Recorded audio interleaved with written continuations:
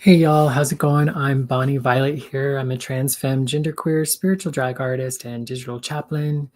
In case you don't know where you are on A Queer Chaplain YouTube channel. I have just started to try to just pick up a little bit more of coming back on here through the Queer Chaplain channel to talk a little bit about kind of what's been going on or things that are happening, share with you certain projects. I'm working on it. And so I'm really just trying to get in the habit also of, as far as like getting out a video every day. So I'm going to start going live, I think, once a week in order to try to begin to do that, talking about certain things. So um, this week, or today actually, is May the 13th, 2025. And 26 years ago today, I got the test results back that I was positive, that I was HIV positive. And I thought I would share that story a little bit today. I think it's always interesting.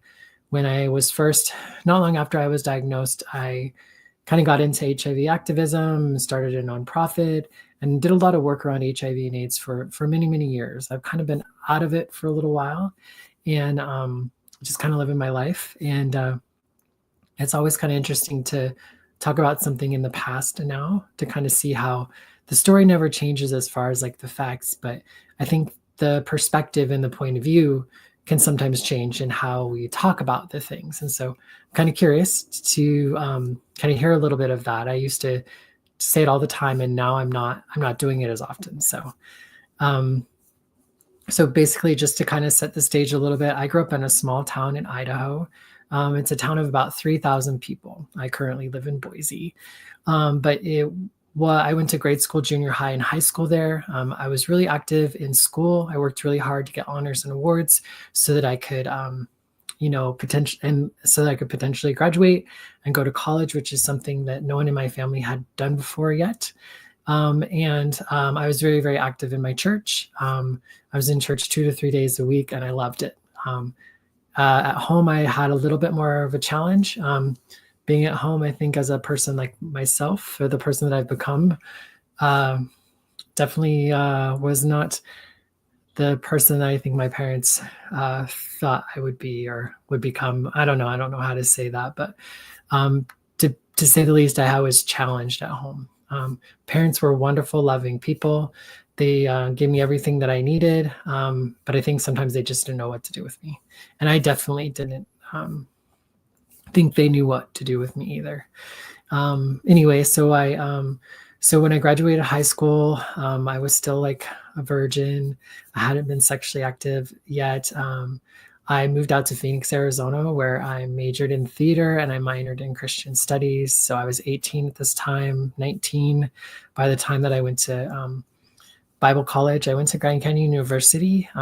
After going to tech school for a little while, I realized that I don't know, it just seemed like I was going to be going to work for a long time. I was doing architectural drafting and studying for years and years and years before I could actually finally um, be an architect on my own. And I don't know, it kind of I definitely feel like I'm more of a designer, more of a creative. And so I definitely did not get into all of the different materials and what you need to do here in order for it to stay up and that sort of stuff. I was really definitely more into like the design and the aesthetic versus the actual like structural importance of being an architect. And at the time, I also felt like I got a call to be a pastor, so I went ahead and enrolled in Grand Canyon University, where I majored in theater and I minored in Christian studies. I wanted to be a youth pastor, and I wanted to work with young people around performance and stuff. When I was in the church in the youth group, I ended up doing a lot of the different performances where I played like Jesus and I played Joseph and I played all these different roles that were just a lot of fun. And I thought in a lot of ways at the time it brought me closer to God and closer to my religion and all that sort of stuff. And so it just made sense that I would kind of continue to do that in my adult years, even though I was still pretty young. I was 19. That I did, though, around that time, I got diagnosed with, it ended up being a misdiagnosis, but they were concerned that I had leukemia. I had a low platelet count. I just went to the university medical center, and they were really concerned that I might have leukemia, and that I needed to kind of like get out of school and probably wouldn't be well. And so I went ahead and dropped out of school, and then found out a few months later that I, in fact, did not have leukemia, and my platelets and everything were kind of back to normal. And it just kind of seemed like it was maybe a fluke. I kind of wasn't so sure I wanted to be in Bible college any longer. I think I was starting to realize that my life wasn't quite compatible with the religion that I had grown up in. And so I was just kind of still trying to like find my way as like, do I fit here or not?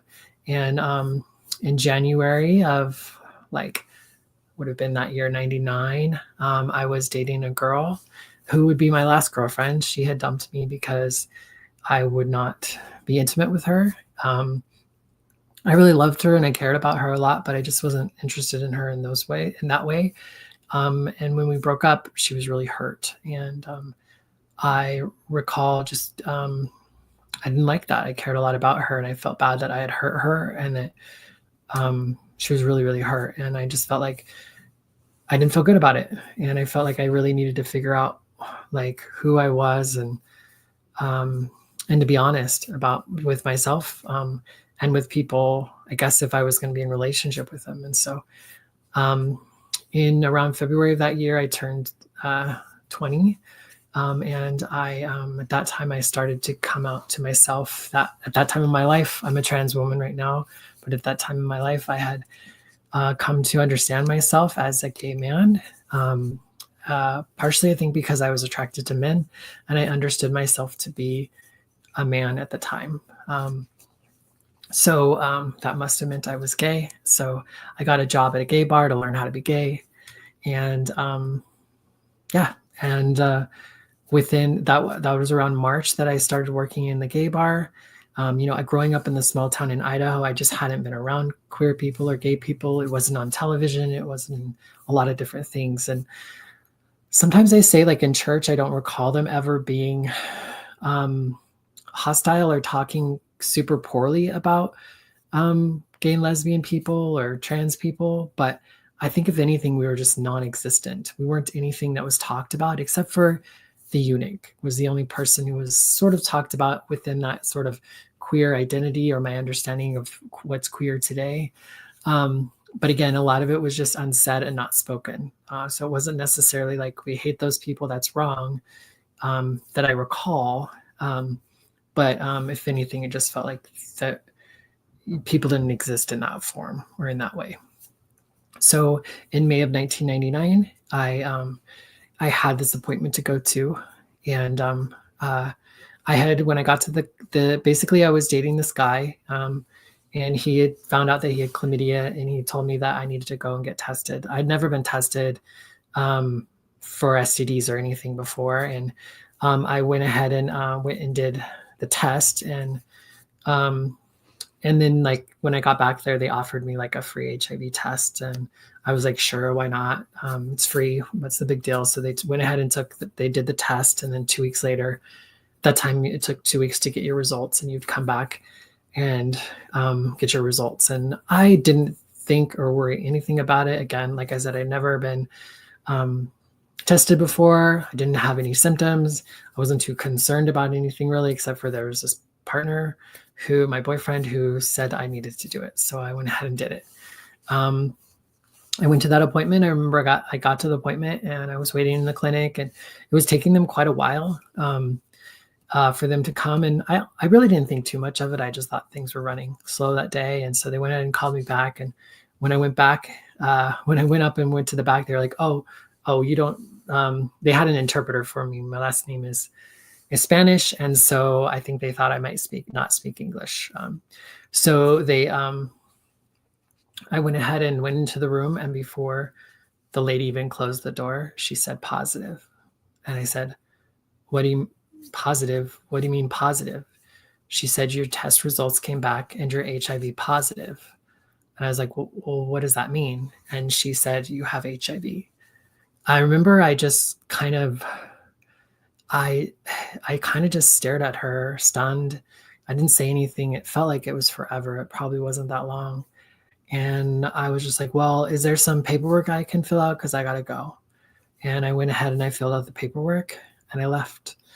And when I was driving home, that was when I was really starting to think about what HIV was, what it meant that I had HIV. I was still very confused, and there was a part of me that knew it was true, but it was also like just such a foreign thing to me. I'd never known anyone that was positive. My only reference was really from the movie Philadelphia, and in that movie, that man was very sick and very ill. And I was not very sick or very ill. I was a young, 20-year-old. And so it didn't quite line up with what I knew. So, I remember I ended up getting back home and telling, ended up, like telling my roommates and my aunts and, all that sort of stuff. As you start to do, my ex-girlfriend, I called and told her. She was one of the first people I talked to about it. She wasn't obviously concerned about getting HIV from me. And so it was really surprising to me because there was only one time that I could have gotten HIV and I did. Because as I said earlier in the story, I wasn't really sexually active. Even that last girlfriend I was with, we weren't sexual. However, there was a time before I got with her that I had hooked up with a man, Labor Day weekend, and we had been drinking. And one thing led to another, and I got HIV. And at the time, it was interesting. At the time, intuitively, I felt like something had happened, but I really had no clue. There was just intuitively, I just felt like something. It was like this little tingling in my stomach, which sounds weird. I know how weird it sounds, and I did not equate it to having HIV or being sick or anything like that. It was just kind of this feeling that I had. And so when I got this diagnosis, it took me back to that moment when I had that feeling. And I really felt like that's when HIV entered my body. Well, it was the only time it could have. So yeah, it was a really difficult thing for me to find out. It was around this time of year. May 13th is the day that I've chosen to be the day that I recognize it, but it was right around this time. I remember Mother's Day was not too far off from the day that I was diagnosed because I caught the first plane I could back to Idaho to see my mom and my dad. So I flew to Salt Lake City. My parents knew that there was some sort of something that was going on in my life, but they didn't really know. They thought maybe I might say I was gay at the time, but they really didn't know what was going on. And so I drove with my parents from Salt Lake City to my hometown, and it was really difficult. It was Mother's Day, and I had planned that I was not going to talk to my family about anything until the next day. I was not going to tell them on Mother's Day because, well, it was Mother's Day, and I was going to wait to tell them the next day when I could tell my mom, my dad, my grandma, my grandpa, my mom and my dad's best friend, and my little brother, who was 17 at the time. I wanted to tell everybody all at once so I could say it once, and everyone kind of who needed to hear heard it, and everyone kind of had a support system to deal with it. It just made the most sense to me. Driving back from Salt Lake that day, there were moments of me kind of going back and forth of freaking out, getting really emotional and crying and upset, and really trying to hold that back and not tell my family anything that was going on. Because like I said, they knew something was up, but they didn't really know what exactly. And so we got home that evening. It was probably around 10 o'clock that night. I remember my parents were like, we don't care if it's Mother's Day, like, just tell us what is going on with you, And so I called my grandparents, and because we do live across the street, or because we live in Wendell in the small town, they lived across the street. And so they came on over, and I sat down my mom and my dad, my grandma and my grandpa, and my little brother. And I basically said, I want to, like, I just basically said, I have something to tell you, and like, you guys are so important to me. You guys have supported me my whole life, and I don't know, I've been able to do and become the person I am because of you. And I hope that after what I have to tell you, that you'll continue to support and love me.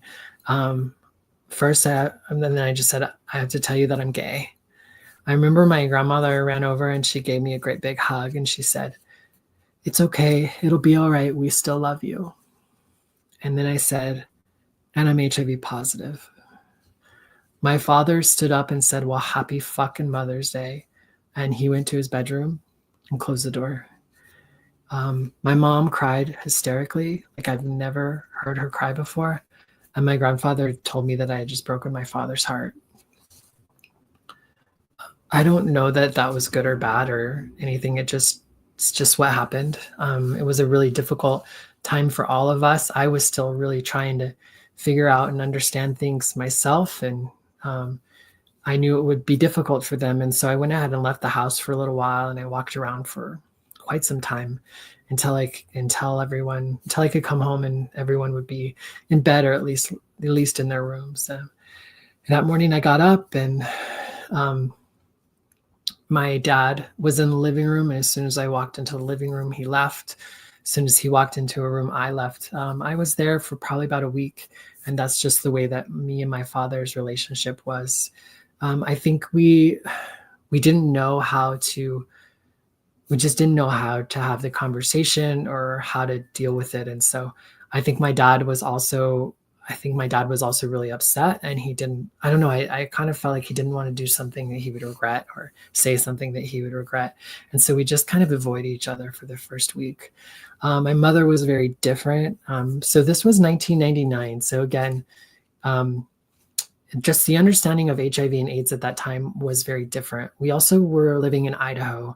So our understanding was, I think, even further behind than what I would to know now. Like I know that now, like in 1996, they came out with the better medicine so that people with HIV could live longer. And it wasn't as much of a death sentence that it had always been. But that information hadn't really got to me and my family yet. And so we weren't fully aware of that. So in some ways it was almost like receiving that like death sentence, because we just didn't know. We were pretty ignorant and uneducated in that realm of HIV in that point in time of our life. We just hadn't had exposure to it. And so the next day I remember we were sitting at the kitchen table. I think we were having like a peanut butter sandwich, something, potato chips, that sort of thing. I was eating with my mom. And I remember my mom asking me what song I wanted to hear at my funeral. And I remember it was hard for me to hear her say that. But it was probably like the best thing that my mom could have done. Because I think it was the time when I actually realized, because at that point in time, like I had been worried about like that I was going to die and that I was sick and that I let my family down and like all these sorts of things. But I hadn't really thought about like my mom and my mom thinking about, me dying and then being put in a coffin, and like how that had to have made her feel. And I didn't realize, I guess I just hadn't been able to get past myself until she asked that question, which I think it was the best question that she could have asked me, was what song I wanted to hear at my funeral, because she knew it would be important to me. And I had a song picked out. It was Good Riddance by Green Day at the time.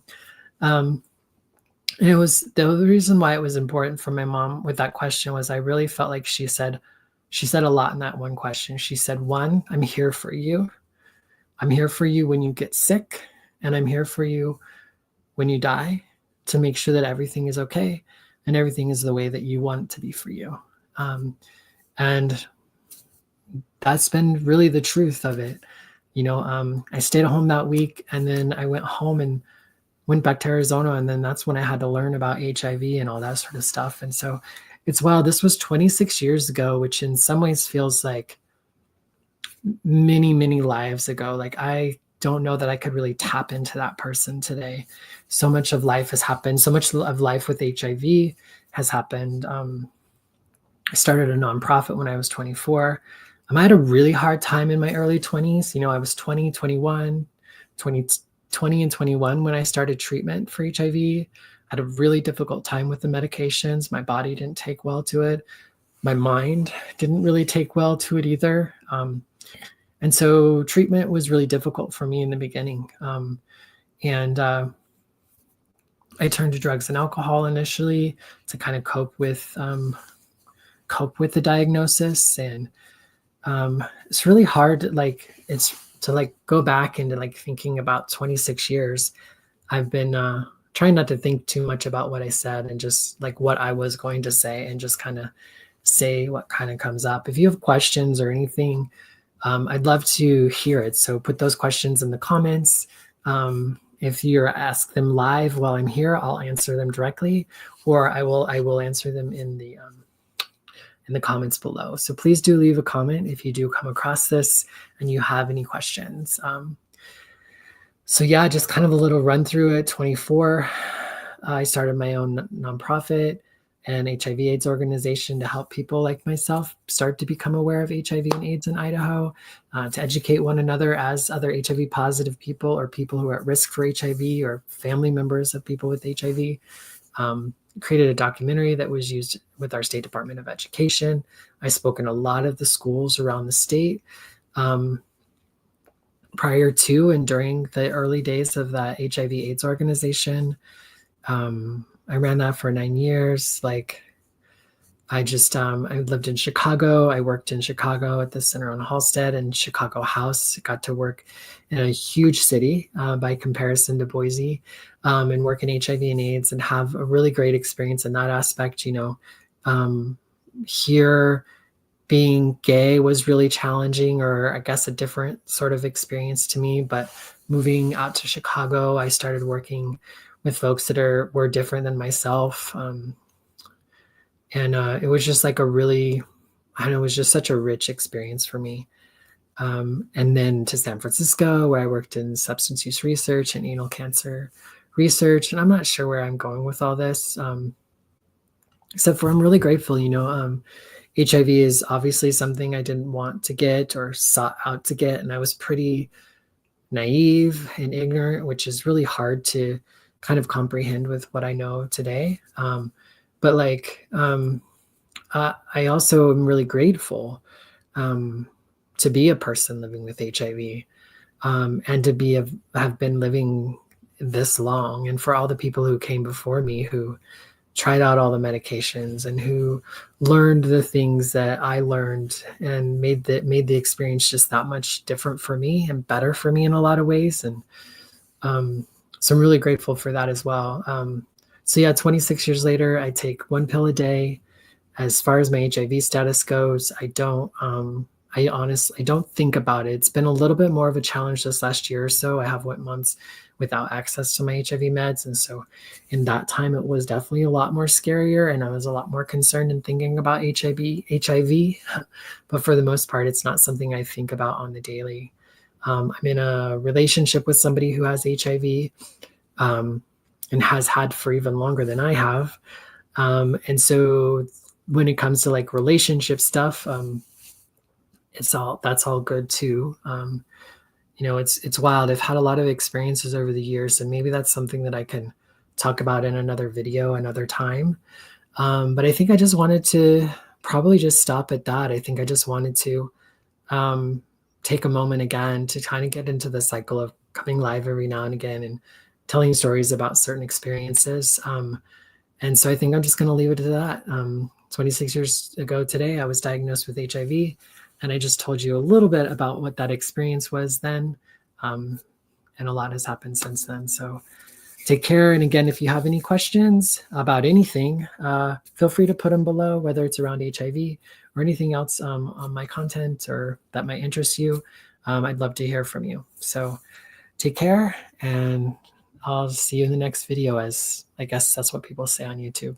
All right, take care. Bye-bye.